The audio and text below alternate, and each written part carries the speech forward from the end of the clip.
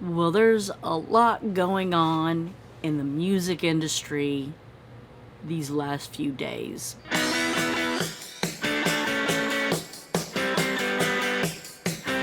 If you haven't already, please click on the subscribe button and maybe click on the little bell to get notifications. If you halfway like this video, give it a thumbs up. It would mean the world to me. Man. John Rich. If you know anything about me, you know I don't really care for the guy. Nothing I've ever heard about him I like. Big Kenny, on the other hand, like him. Met him once. Nice guy. John Rich? I don't know. And it just seems like he's trying to stay relevant by putting his nose in other people's business. Not shocked. Here's an article from 2 days ago. John Rich calls out Matthew McConaughey. Alright, fucking idiot.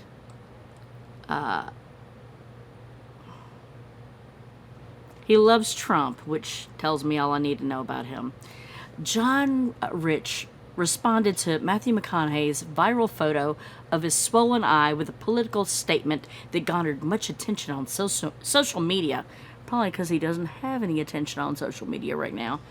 On July 10th, Oscar-winning actor McConaughey took to his accounts on Instagram and Twitter to share a selfie that showed one of his eyes being swollen shut after an apparent encounter with a bee. That's kind of funny. All right, the captioning the image, which showed him smiling despite the injury, he said, "Be swell," like B-E-E. That's funny. While the comment garnered a flood of sympathetic comments from a host of fans and celebrities, which included Cindy Crawford, David Beckham, Chelsea Handler, Bear Grylls, country music Rich showed far less pity. Talking to X, Twitter, Rich shared a screenshot of McConaughey's post alongside the caption, "Now you know what the rest of us feel like after you voted for Biden, you blithering jackass." I find that ironic because John Rich is actually a jackass. Let me see. Newsweek contacted representatives of McConaughey and Rich via email for comment. God, the picture is funny. It does look like Matthew McConaughey was in like a 10-round bout with the bee and lost. So I do find that funny. Oh, but John Rich doesn't stop there. He moves on to Jack Black. Who could possibly have beef with Jack Black? And evidently there's a video that says, "John Rich's message about Democrats goes viral." Probably the only thing about him that's gone viral in forever. John Rich calls out Jack Black after Biden. I can't get this to go away. Oh, I hate my computer. Come on, stop. Collaborate and listen. Ice is back with a brand. John Rich calls out Jack Black after Biden remarks. John Rich has called out Jack Black after the comedian shared his support of President Joe Biden in the upcoming election. Political observers view the 2024 election as one of the most important in modern history. Sadly. Biden and Trump, the presumptive Democrat and Republican presidential nominees, respectively, are set to face off in a rematch of 2020. Blah, blah, blah. Seriously, why do we have two nearly 80-year-old men trying to run the country? How am I the only one that sees that that's just awful? I can't be the only one that sees that that's awful. So yeah, I blame both the Democrats and the Republicans for not having a bigger set of balls to pick better candidate options. Anyway, so on June 15th, a star-studded fundraiser, which included the likes of Jimmy Kimmel, George Clooney, Julia Roberts, and Barbra Streisand, was held for Biden. Taking the stage, Black wore a pair of American flag overalls and shared his support for the president. When the clip went viral in June, Rich is now criticizing Black's performance at the fundraiser. Yeah, like he's got room to criticize. Rich is no stranger to slamming Biden and his supporters on social media, and even Black isn't safe from the country singer's criticisms. Okay, quote, For a comedian Jack Black doesn't have the best timing, does he? Oh, hold on. Hold on. For a comedian, Jack Black doesn't have the best timing, does he? Said Rich on X, formerly Twitter. The fuck is that supposed to be? Like he would know about fucking timing. Alright. A few days ago, my manager called me and said George Clooney and Julia Roberts wanted me to help out the president and speak here tonight. And I said, I am in. When and where? And thank you. And then they said, Jack, we know how busy you are. You don't have time. Look at all the other events that are happening tonight that you already turned down. MC at the Fliegelman Bat Mitzvah. The opening of the new Jack in the Box in Oxnard. Judge at the 2nd annual Imperial Valley Avocado Festival. You don't see that on Meryl Streep's resume. I said, I know I turned them down, but my president needs me. Thank you. And then they hit me with the big one. They said, Jack, you can't go. You have nothing to wear. Your good suit is in the cleaners. Well, were they wrong? Because I had this to wear. My kick-ass American flag overalls. Most patriotic outfit of all times. And that shut them up. There wasn't much they could say after that. And when the president wins in November... I'm pretty sure I'm gonna get a sweet shout out in his victory speech for what I gave up to be here. Because when democracy is at stake, Jack Black answers the call. Mr. President, you're welcome.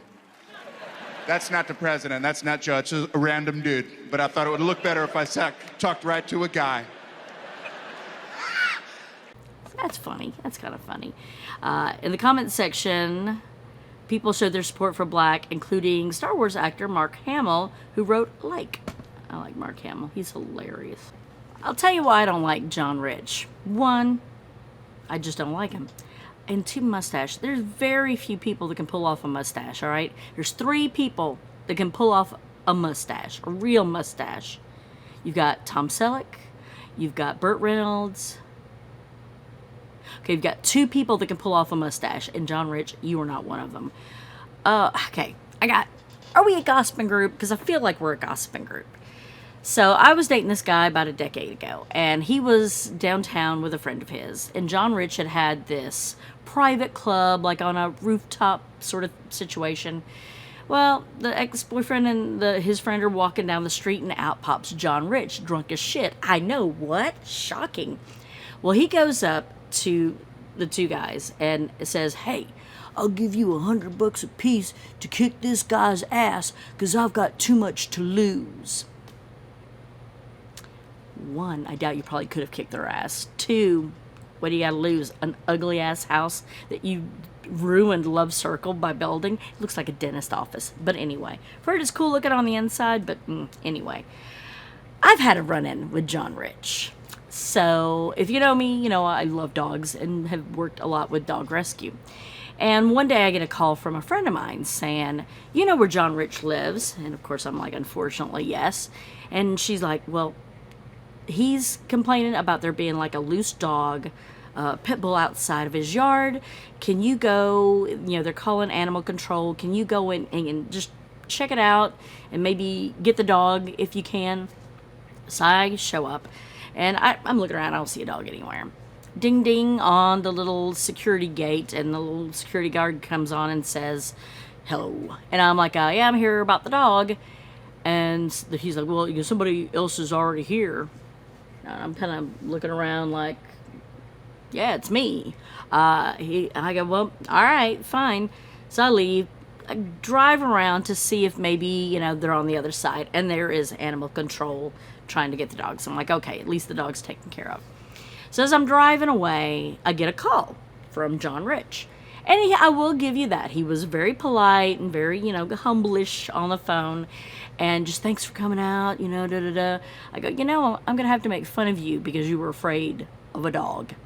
Well, where I grew up, these dogs that carried all these diseases and rah, rah, rah. Just went on. And I go, well, it sounds like you grew up in a shitty area. But yes, I told John Rich to his face that he was a pussy. Well, on the phone. But afraid of a dog in your yard. It wasn't even in your yard. It was like on the other side of the fence of your yard. You little bitch. So you're going to be a big badass, but you can't fight your own fights and you can't catch a dog. So, oh well. And you're kind of a dick. Not even that you like Trump. I mean, there's people that like Trump and I don't get it. I don't love Biden either. Don't get it twisted. But, God, I just don't like John Rich. I really don't. I'll give him that. At least I think he actually owns the bar downtown that he's named after.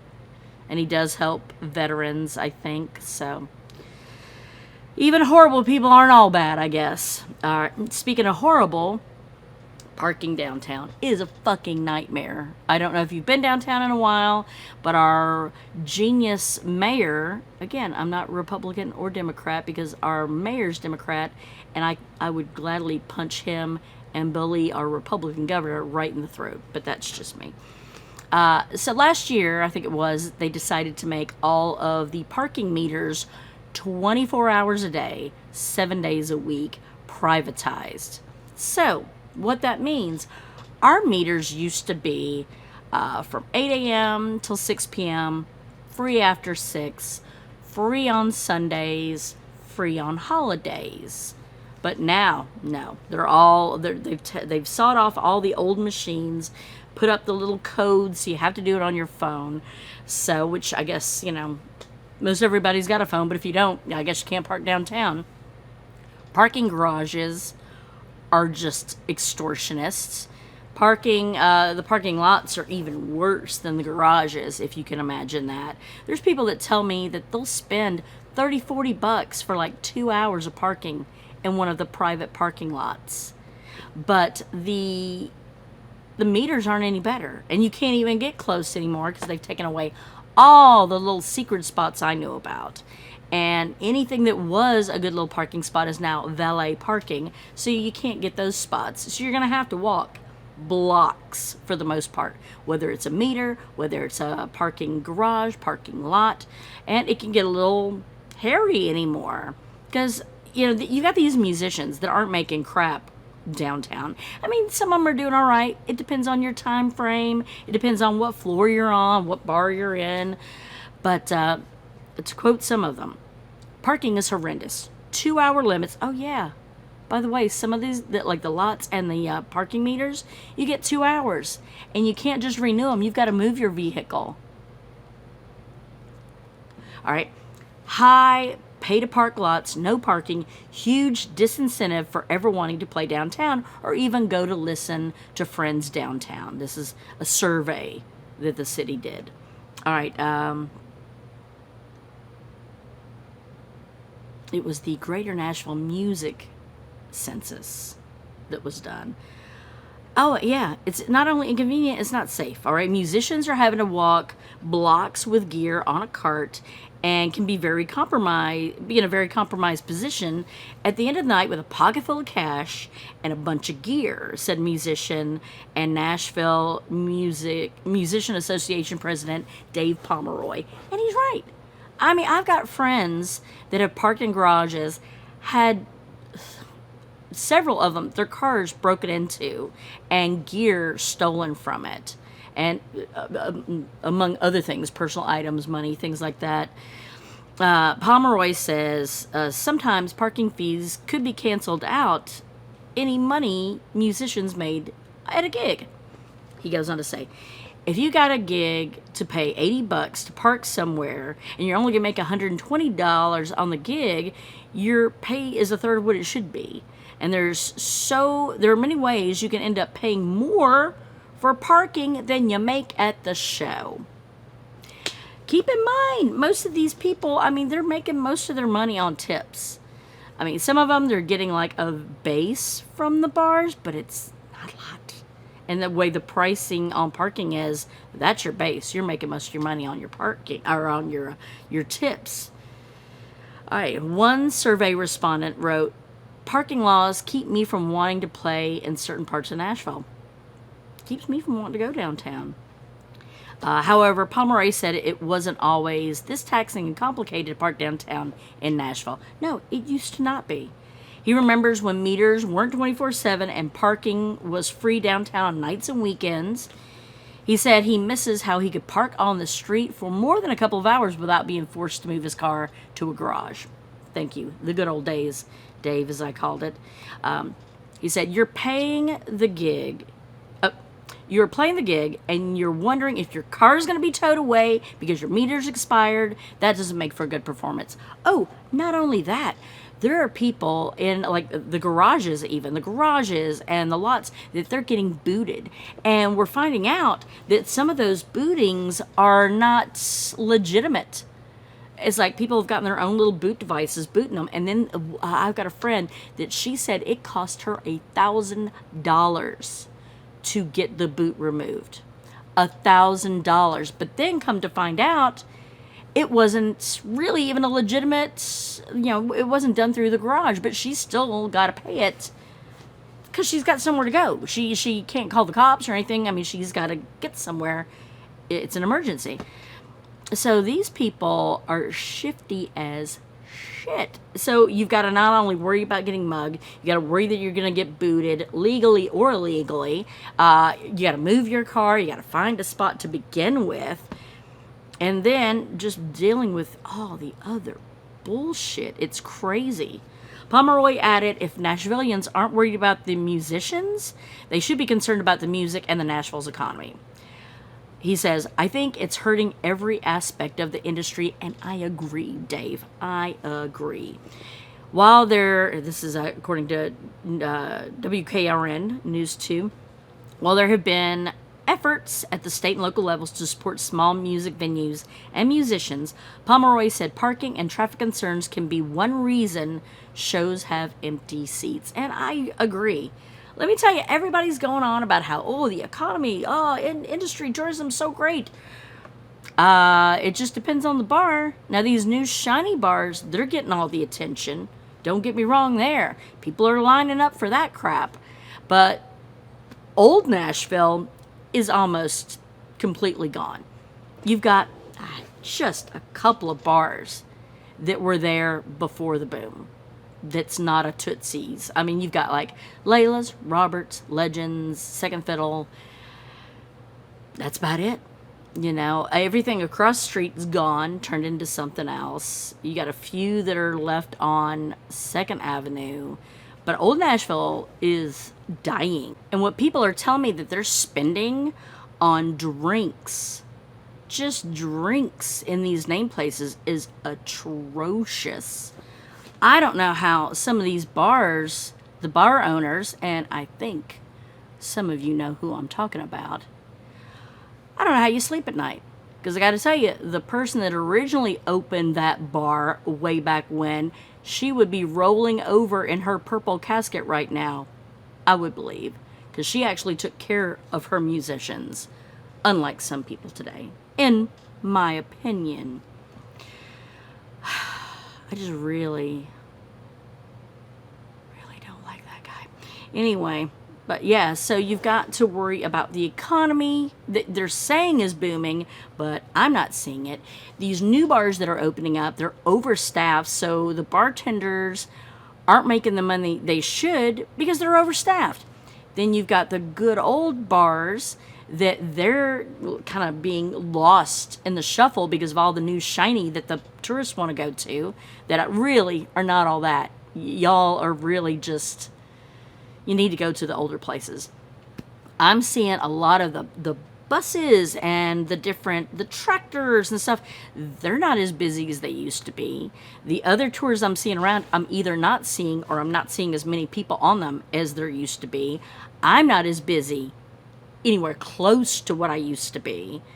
And people are going to brag about how great tourism is right now. I'm like, where? Unless you're in John Bon Jovi's bar or Church's bar or one like that, it's the new shiny thing. I'm not seeing it. And for holiday weekends, 4th of July, if you were a tourist, you'd be like, oh, this is crazy. It was not what it should have been. And people weren't in the bars, they were out in the streets. So it's sad that we're not busy. Memorial was dead to me, comparatively, over the other years what it could have been.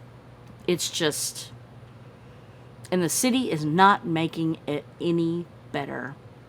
And one thing the city could do, in my opinion, is put caps on real estate, caps on rent increases. Because right now, the market trend, oh my God, the market trend is from greedy people that are scooping up places, renting them out as Airbnbs. There's a lot of new construction I'm seeing that these houses are only occupied on the weekend because they're basically being built as Airbnbs. And I know you've seen it in different parts of town. It's insane. But I mean, I guess free enterprise, maybe if you could put limits on that, maybe one person could only own so many Airbnbs or rent so many of them. Apartments, you can't get in. Like, gosh, the last apartment I lived at, there was practically a floor that was Airbnbs. The 5th floor. It's out of hand. So there's not really the demand of people legitimately needing places to live so much as it is we're competing with people that are renting them out as Airbnbs. So now you're paying pretty much anywhere around town $2,000 for an apartment that you threw granite countertops on and say that you've upgraded it and it's luxury living. The rent has doubled in the last 8 years. 8, 9, 10 years. It's insane. And we all know grocery shopping is ridiculous. Good luck trying to eat healthy food, Anyway, enough of my bitching. I saw an article earlier where there's a woman that's living in Portland, Tennessee, in a tent, because that's all she can afford. And she's got a job, working 30 hours a week at one of the stores in Portland. I guess only makes $10 an hour because she's only bringing in $300 a week. Working, 30 hours. I mean, it's not full time, but it's pretty much a lot of hours. And she can't afford anything but a tent for her and her little dog. I mean... and of course it doesn't help that our fine governor passed a law a couple of years ago making public camping a felony. Luckily, only in those from last year to this year, I think only 4 people have actually been arrested for it.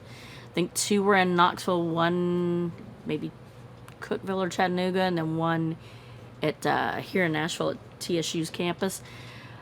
But man, you're penalized for being poor. You're penalized for being homeless. And what can you do to get better when any rent out there is just through the fucking roof? And granted, there's a lot of people that are homeless that have mental issues or have drug addictions.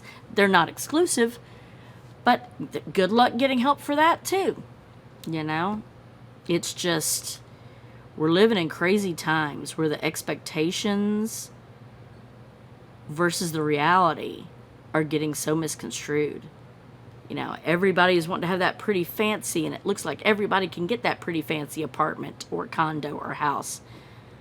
And I'm going to do another video on how much would it cost to be able to afford a house now. Unless I win the lottery, I won't ever know. Enough of that. But going on to sad news in the music industry. A couple of days ago, we lost a local guy. It's a friend of mine's father. David Loggins passed away at 76. You know him from the song Please Come to Boston. That beautiful, beautiful song. But he is Grammy-nominated Hall of Fame singer and songwriter. He died in a live hospice in Nashville. Lived his life in Bristol, moved to Nashville later on, wrote for 5 decades songs for artists like Johnny Cash and Willie Nelson, Reba McEntire. He even holds the record for being the only unsigned artist ever to win a CMA award. And it was for his performance with Anne Marie in 1986 for their duet, Nobody Loves Me Like You Do. So, but again, like I said, he's best known for Please Come to Boston. But he also wrote the song Augusta, which is the longest running sports theme in history for the Augusta Masters golf tournament. So, in lieu of a funeral, they're requesting, in flowers, they're requesting that you make donations to Live Hospice in Nashville. So, to you, Quinn and family, my deepest sympathy for you all. And just know I'm thinking about you. And if you like this video, please subscribe. If you want to help out a fellow poverty-stricken person, I've got like a little wish list below. Or you can, you know, send me money through Venmo if you want to. But all joking aside, thank you so much for watching if you did. I appreciate it. Have a good night.